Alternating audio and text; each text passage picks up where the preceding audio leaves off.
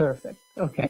So I'd like to start from the beginning. As Francesca said, the Climate Root Project was born in September 2020 with the aims of bringing people closer to the effect of climate change through a land expedition in order to help understand the extent and complexity of the climate challenge and request more efficient action toward this fight.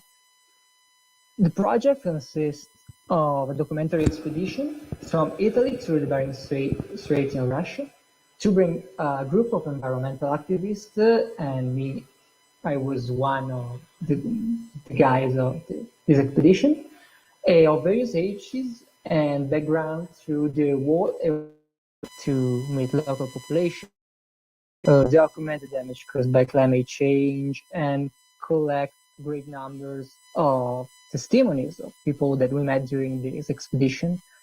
But during the last 2 years, we worked hard, and being here today gives us consciousness about that we are working in the right direction. Can't hide that in these 2 years, but also inconveniences. For example, due to the Ukrainian and Russian conflict, due to COVID issues, we had to postpone the departure date and also to reduce the path. But in June 2022, we were ready to go. So our expedition started in 25 of June of this year, and it lasted 1 month, so until the 28th of July. We started the expedition by hiking on the Marmolada Glacier.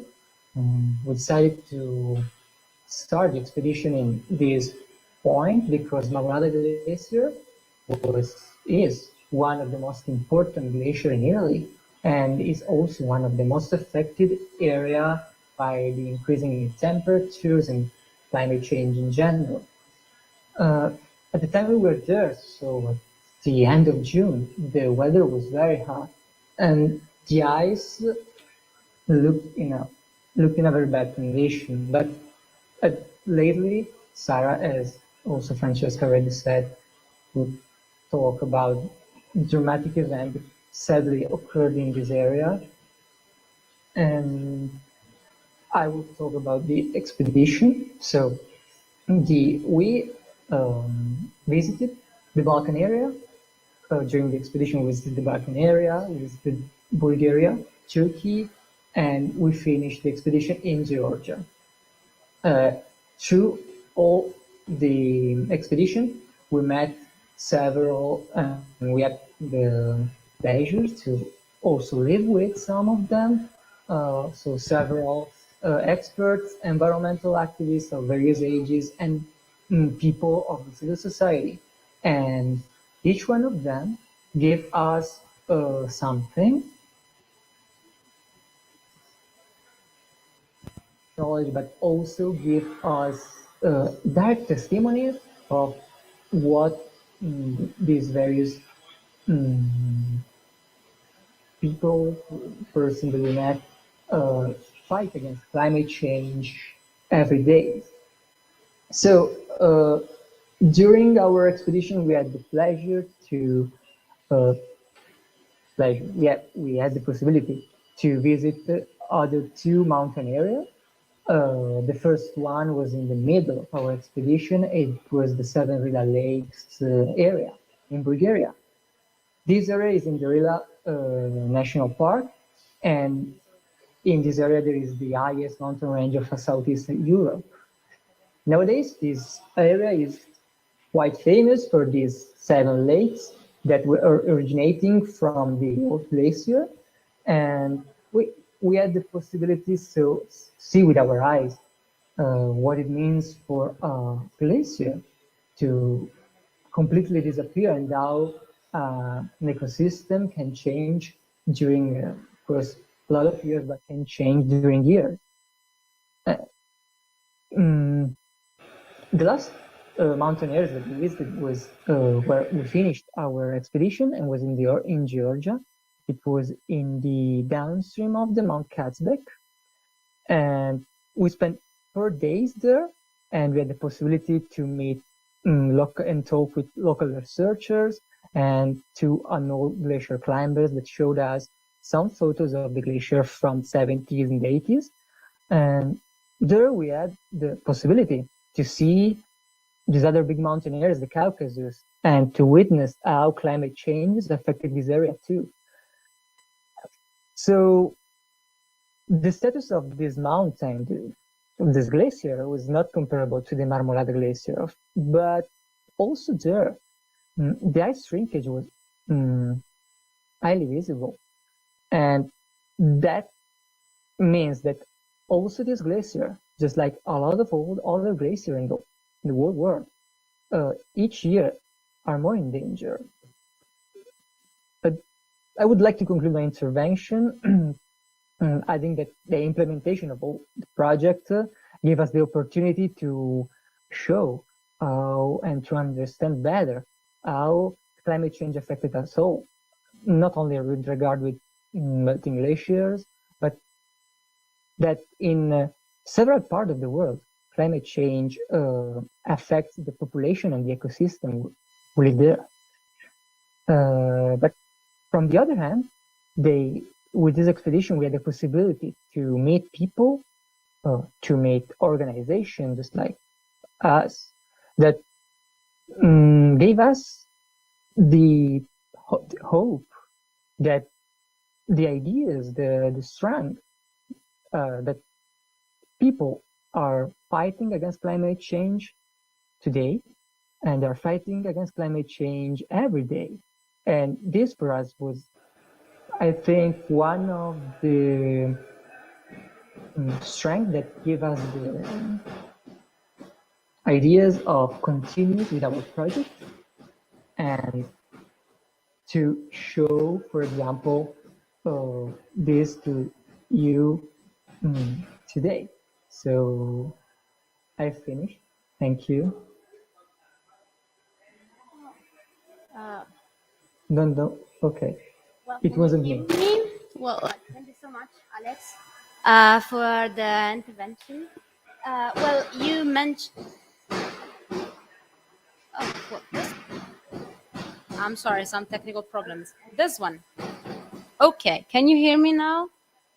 Is it fine? Okay, perfect. Yeah. Yes. Yes, very well. Sorry, my technology skills are zero almost. So, thank you, Alex, for mentioning also the tragic event of the Marmolada avalanche. And that's why Sara is also here today to witness that since the Marmolada avalanche is only one of the tragic outcomes of climate change, as also Professor Bamber from Bristol University highlighted. In that case, there were no snowfall since like long period, and as well the high temperature caused the Marmolada glacier having like this fall, and of course leading to an avalanche. And then since Sara was also there in those days, I wanted to ask her just to intervene and comment on that. And thank you so much, Sara, to be here today.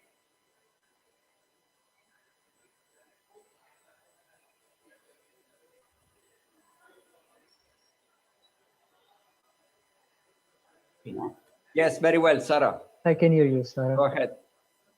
Okay. So thank you, Francesca. First of all, I just want to make a short premise. I won't speak today as an engineer. I won't speak about data or statistics, because I'm sure that most of you already know in details all the scientific side of the problem. But I will just speak as a human being that was there. When I met the guys from the climate route, I was experiencing one of the most magical times in my life. I had just returned from a year of study abroad. I was ready to finish my bachelor and working hard on my thesis. And that day, a dear friend of mine asked me to move in the mountain at about 3,000 meters high at the foot of one of the glaciers that I have always felt more attached. So the following day, I was hiking to start this museum. I thought many times about how to describe what it meant for me to live there, to embrace this peace every morning, to feel enveloped by this ethereal but yet so raw sea of ice. And I simply understood that there are no human being able to describe all of this. The mixture of joy and pain I was feeling leading up there, the sense of helplessness I was experiencing while living in a glacier that was day by day disappearing. I've known the Marmolada Glacier for many years. I live in a town not that far, surrounded by the Alps. I've known this glacier since I was really young. I have listened about it since I was a kid and I was not able to walk yet. And those ice walls have been part of my history, part of our history. They've been a silent spectator of our growth. But every year we saw them shrink in front of our eyes. Every year part of them retreated and died in the splash of water that was so similar to tears, at least for me. And water, which has always been an incomparable source of life, is now a symbol of foretold death. The summer 2022 got off on a disastrous start. It was preceded by an almost rainless winter, with no accumulation of snow on the slope. And this was a projection of the sad future towards our glacier we're leading. When I met the team of the climate group, we talked a bit about why I was there, why I had decided to change my life, and how it made me feel like to be a spectator of such a sudden, unique spectacle. I remember speaking with bitterness, pain, and disillusionment. I remember saying I had no hope, but yet every day I got up and I approached that peak, hoping to see it reborn and somehow regenerate. As an environmental engineer, I was feeling really anxious. I felt firsthand the effect of the extreme increase of the climate crisis. And I saw the causes, I saw the consequences, but no solution. Life at 3,000 meters above the sea level was teaching me so much. The indispensable was enough.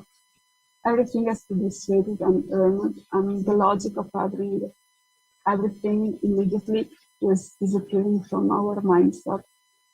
Everyday life was dictated by the rule of the mountain, and we were so grateful to be part of this microcosm. Somehow we believed that this kind of life we were experiencing up there was able to give to the glacier time to breathe again. When the Kapana Glacier Refuge was built in 1974, the glacier surrounded and surpassed it.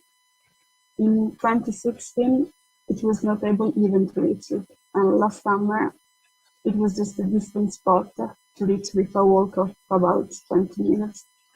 So each year it was getting smaller, and each year further away.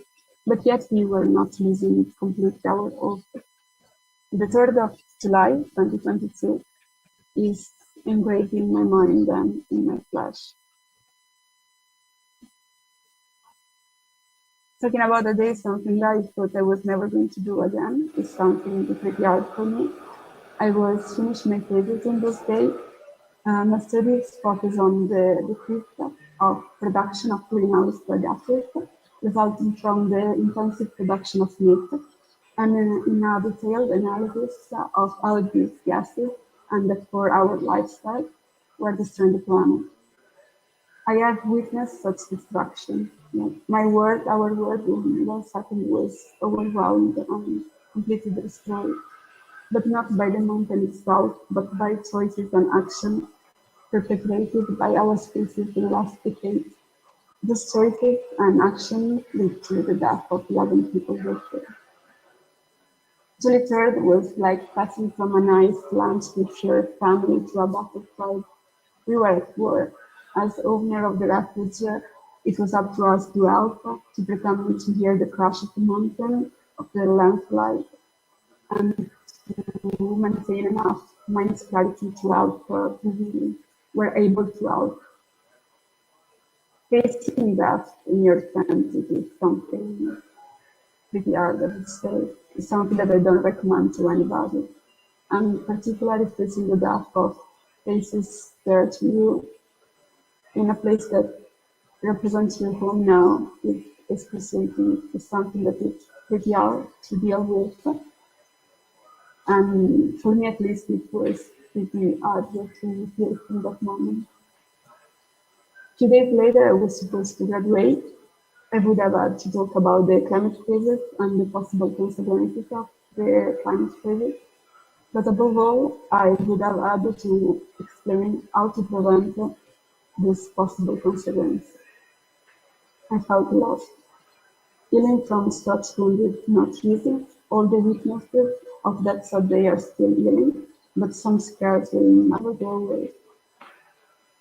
But the same scare motivated me and a lot of the people that were there that day into continuing believing on what we were doing. So I graduated and I tried to choose a path that was heading me through this subject and giving me the possibility to keep more informed myself and to share what I know about the environment and the climate crisis to all the people around me. So I continued to study and I decided to follow this new path. Today I'm here to speak with you because I hope that our society will show that it's ready to make a turnaround, that it's proved to have enough courage and strength to make a change, a deep change in our lifestyle, and that makes sure that it's no longer blind as it has been until now. I'm here because I hope no one else will have to witness such pain. I think that's all from me. Well, if you have any question or whatever. Well, thank you, Sara. Also, because I guess like it's not easy to share such a moment because it's tragic, and like really thank you so much. We wanted to bring your testimony here, also for having like a voice from the civil society and also from somebody that actually felt on her skin the impact of climate change in the most tragic way. And then continuing with the work of the association, we did this expedition that involved the different areas, and I would like Giuseppe, our logistics officer, to present the other areas that we touched upon the expedition. And so Giuseppe, thank you so much, and I'll give you the floor. Sara, for your intervention. And I'm Giuseppe. I'm another one in charge of the climate route. And thank you, Francesca, for letting us be almost there with you. We are here connected from the green zone, not from the blue one, but we are not so far away each other. So just let me add something about our work, our expedition, taking advantage of some pictures of mine I've been taking all along the expedition. So this is the first one. It's very clear. This is a wall painting in Belgrade. It was the first wall painting. Belgrade is full of those street art. This was the first one we have met once we arrived. And it is very clear the theme, the mood. No? So this is the starting point of the climate route. So taking awareness of the bad situation we are running on planet part. So now I would like to go to the next pictures. This has been taken in the beginning of the expedition in Ponte nelle Alpi, near the border with more or less in Veneto, near the first border we've been crossing, so with Slovenia. And this is an interview we've been doing with the environment counselor of the city hall. They were welcoming us and we were talking about what they are doing against climate change. Another picture, one more. And so this one is the idea where the climate route started, because you can see our t-shirts. So just taking the awareness of the bad situation, we decided to run the expedition. At that time, it was just plan just an expedition starting from the Marmolada Glacier up to the Bering Strait. Alex, you already told us about why we had to split in two legs the expedition. So we arrived just, as you told us, everybody told us, up to Georgia.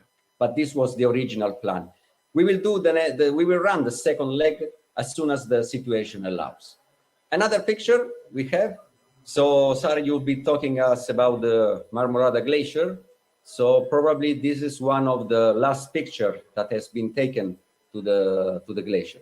The guy on the picture is Alberto, is another co-founder and worker, another colleague of us in the Climate Route, and he was in charge of taking videos and photos with the drone. You can see the drone, but of course the main feature of this image is the memory of the Marmolada Glacier.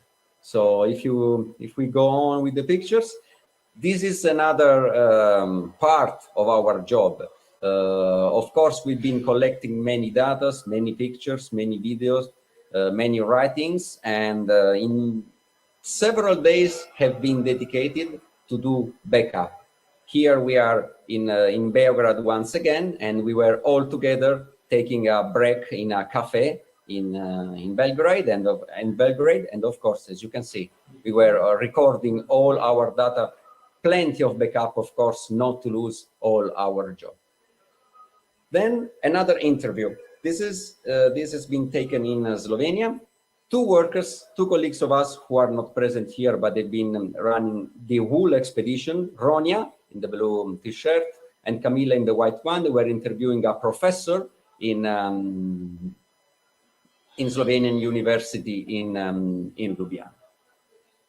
So another very, very important part of our job, of our experience, I would say much more experience than anything else, because we have decided to travel a sustainable way, of course. So there have been several ways to travel this way.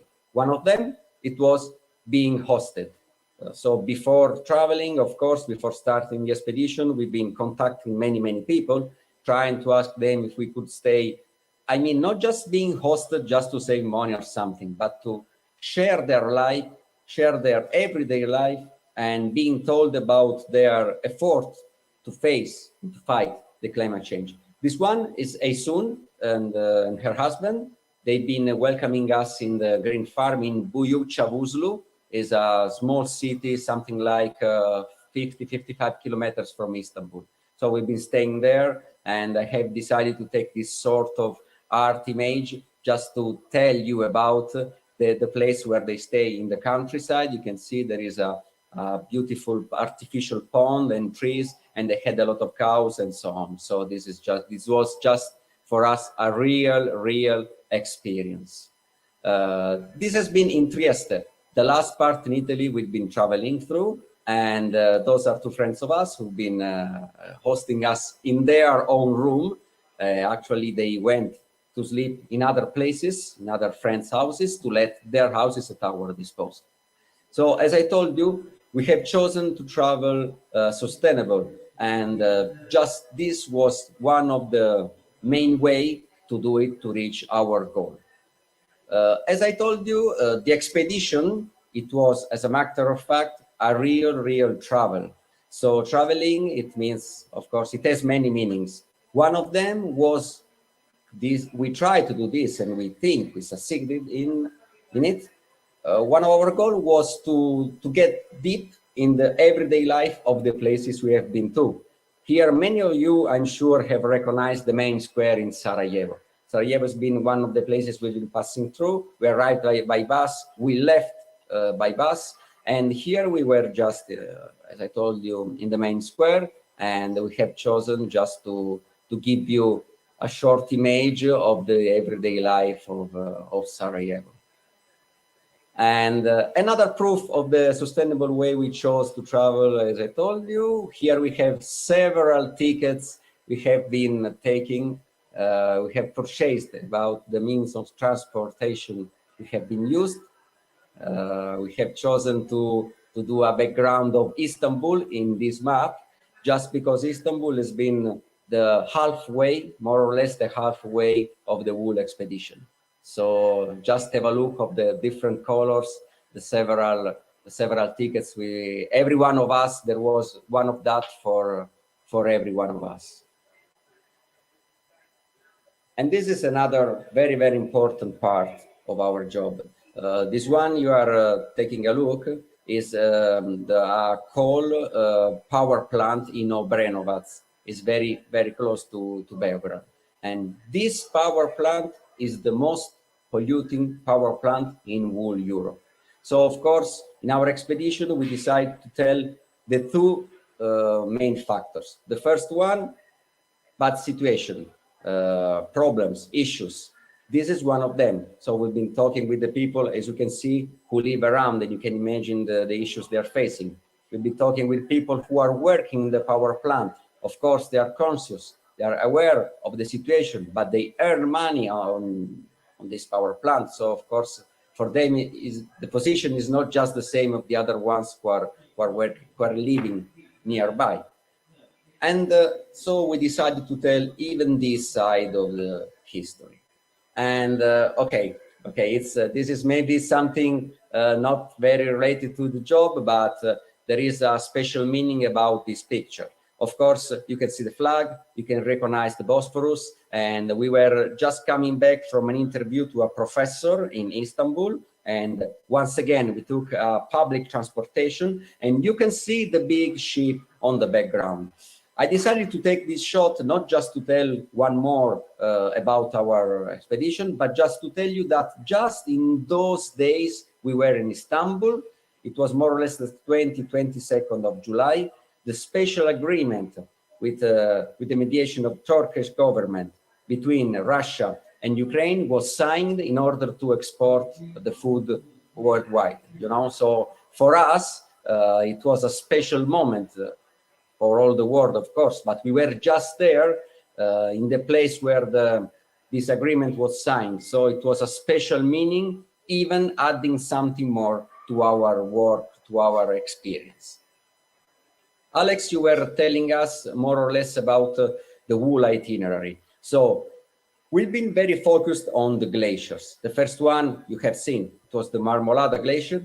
This one is the Rila National Park. There are several lakes in the Rila National Park, the most visited national park in the whole Bulgaria. And all those lakes, this one, is, of course, I chose to show you only one lake because this one is the most famous, is very well known as the Liver Lake. You can see the shape, it's very easy to understand why. So those lakes come from the glaciers. And we've been speaking with the director of the national park, who told us that another big issue, like more or less all over the world, is that glaciers are melting. So water is not available like before. And this is the last leg, the last part of our expedition. So we were supposed to stop to end up in Baku, in Azerbaijan, but try to imagine our mood when we arrived at the border between Georgia and Azerbaijan, and the officer told us that it was forbidden to foreigners to cross the border to enter Azerbaijan, if not by airplane. So we had to give up our plan. I told you, we travel sustainable. So the only way to reach Baku was to fly, to take a flight. So we decided to give up. It will be for the second leg. This one, so it was the last part of our itinerary. And of course it's cloudy, but that's mountain. The mountain you see in the fog is the Mount Kazbek, one of the highest in Georgian Caucasus. And you can really see, and I can say, taste how we've been traveling, because it's all of us who are just reaching the most reachable height on the mountain, just to do our job. So to take pictures, to interview people who were with us, and so on. So this is all on my side. I would like to thank you for your attention, and thank you, Francesca, once again for your whole day there. We've been connecting. Thank you, Amy. Thank you to everybody who hosted the climate route in the Cryosphere Pavilion. And have a good day, have a good evening, and wish you the best, and have a good job all together. Thank you very much.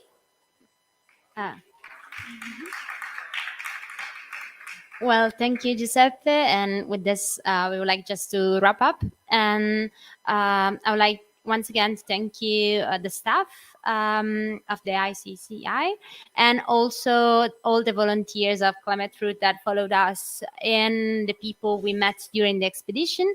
So, well, thank you so much. I hope you enjoyed. And if you want some more information, just check our website, which is like www.theclimateroute.org. So that's it. Thank you.